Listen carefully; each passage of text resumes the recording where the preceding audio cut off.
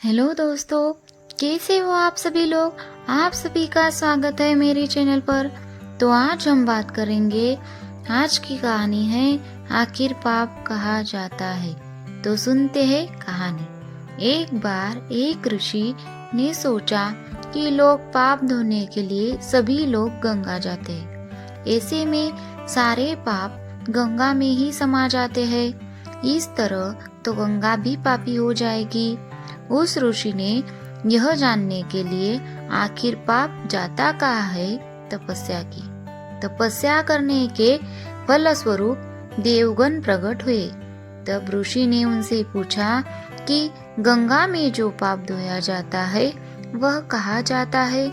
तब भगवान ने कहा कि चलो गंगा जी से ही पूछते हैं। इस बारे में ऋषि और भगवान दोनों ने ही गंगा जी से पूछा कि हे गंगे, सब लोग तुम्हारे यहाँ पाप धोते हैं, तो इसका मतलब क्या? आप भी पापी हुई? तब गंगा ने कहा कि मैं कैसे पापी हो गई? मैं तो सभी पाप लेकर समुद्र को अर्पित कर देती हूँ। इसके बाद ऋषि और भगवान समुद्र के पास गए और उनसे पूछा कि हे सागर, गंगा सभी पाप आपको अर्पित कर देती है, तो क्या आप पापी हो गए? तब समुद्र ने कहा कि वो कैसे पापी हुए? वो सभी पाप को भाप बनाकर बादल बना देते हैं।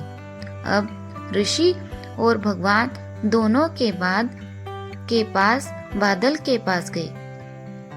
उससे पूछा कि हे बादल, समुद्र पापों को भाप बनाकर बादल बना देते हैं, तो क्या आप पापी हुए?